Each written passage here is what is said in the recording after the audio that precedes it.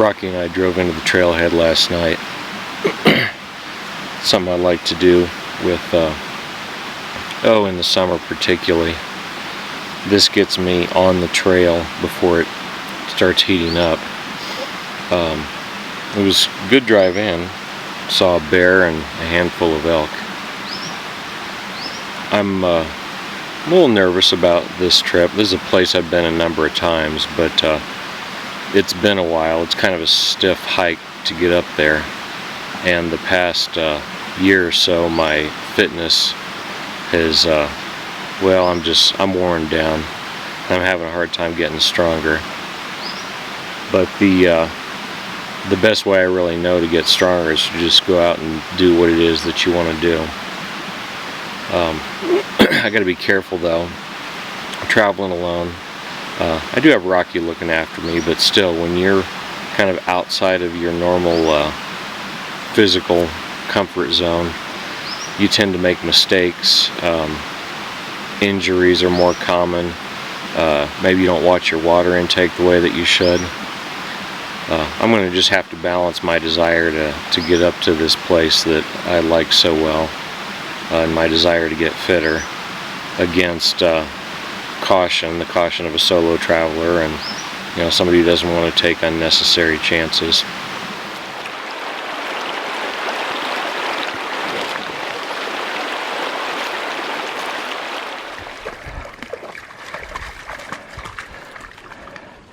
We've been climbing pretty steadily. Starting to get up where things are looking good.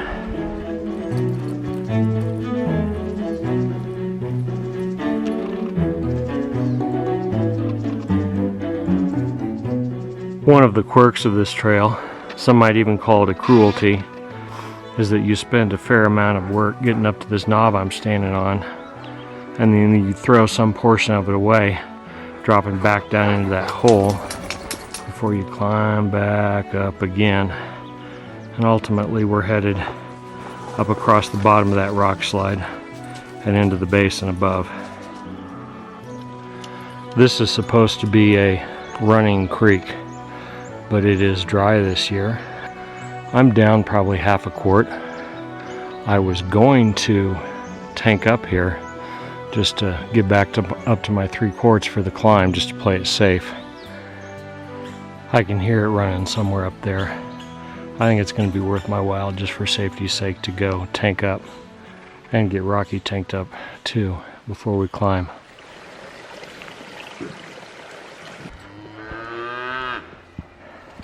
It's okay, we gotta move them.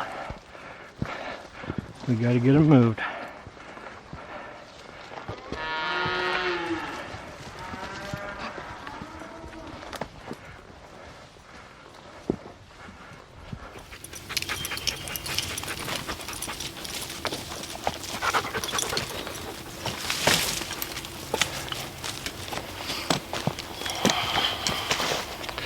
There are 3 circumstances under which I'll use trekking poles. The first is these old knees. On long descents, any kind of significant descent, I need the trekking poles. The second is technical terrain, talus slopes, off trail with a heavy pack, that kind of thing. The third is just when I need a morale boost or extra help. Those I call it the first pitch because it's one long section, but at any rate, the climb up out of that bottom is both steep and uninspiring, which is a bad combination. So deploying the trekking poles down at the creek like I did made me feel like Superman. At least a Superman who had to stop at about every flat spot and catch his breath. I also had to bounce sticks off a couple of big old heifers' heads to get them turned the way they needed to. They were a little aggressive. I think once I get up past the rock slide, I'll be out of the cattle completely.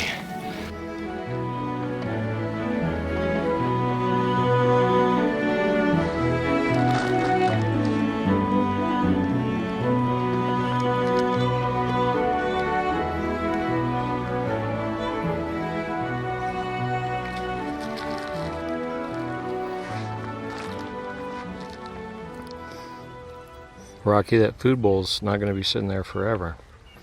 If you're hungry, you should eat, man.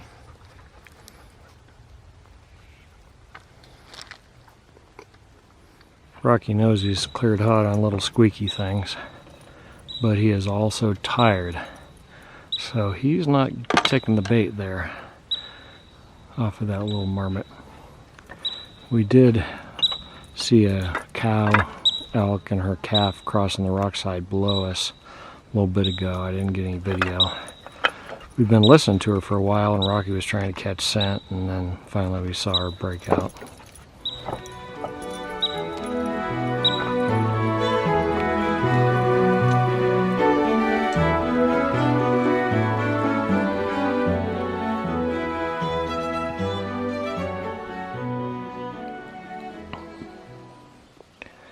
Well, Rocky's telling me something's out there, but in this aspen forest, I got no idea. I believe that's a bear climbing that hillside over there. You can tell by the heavy breathing. Heard him crossing the rock slide, but they make those big, heavy sounds with their lungs when they're working hard.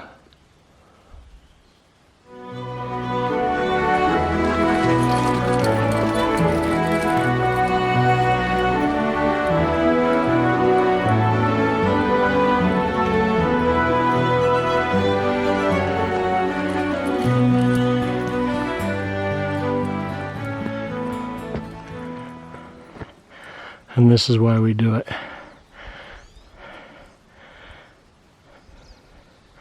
Turns out that it's 900 feet of vert from that rock slide up to here. So I guess I'm not feeling so bad about the fact that it cost me to get up here. And there's a nice creek running through there.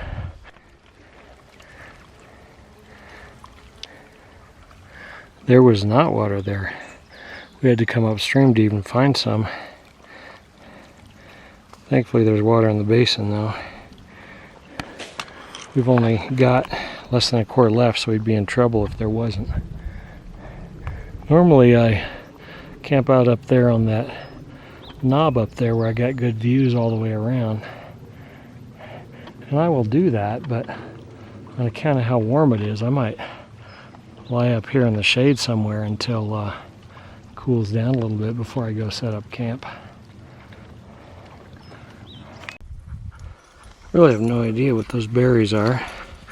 Expect the bears would eat them though. What do you think, Rocky? Head over here into the shade.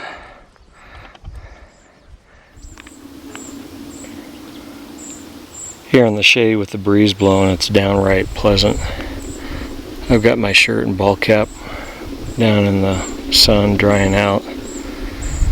Hopefully they'll be dry before it clouds up and starts raining. If not, they get dried in the sleeping bag overnight. I guess Rocky must be a little tired, and it didn't take him long to lie down and start relaxing after I did. Got a nice view from here and an even better view from down where I typically camp. But for now, just laying up in the shade and maybe even taking a nap is what's on the agenda.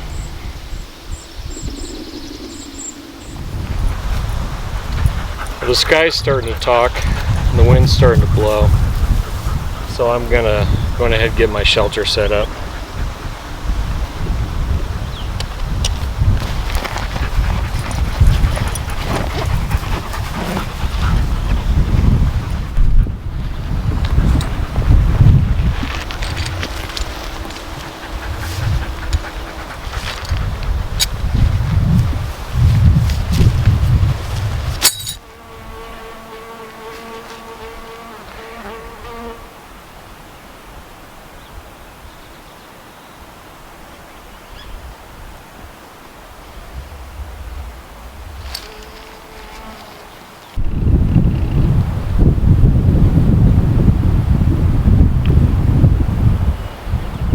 Rocky's pulling rear guard duty up the hill behind us. Or he's just looking for chipmunks. or both.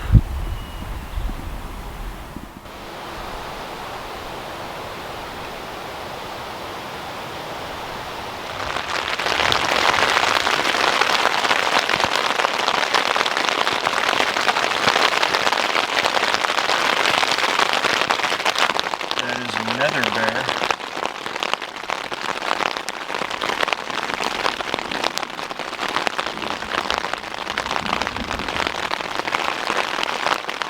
Eighth bear of the year. He was down in that bottom all day and just went up right past where Rocky and I were posted.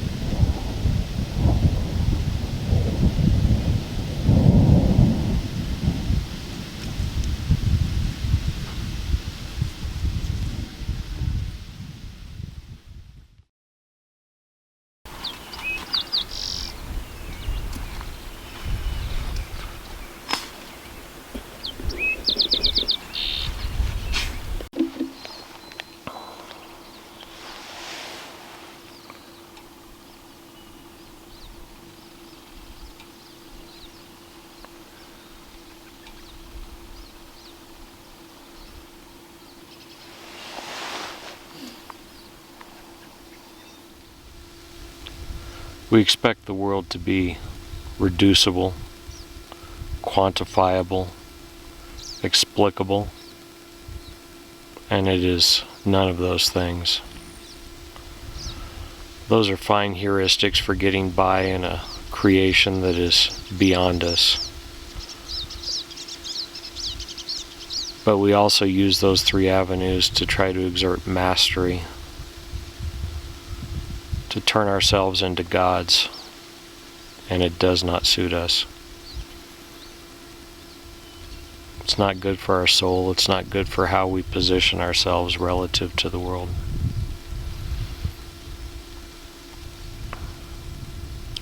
It's good to be in a place that is remote from the little tiny world that we've created that we think is everything. It's good to be forced to stand humble in the face of what is.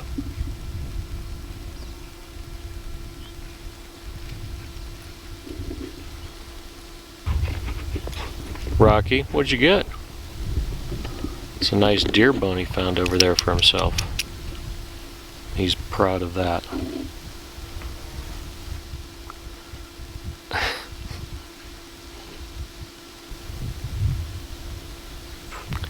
Rocky, you rolling that, Mama's not going to be happy about the smell.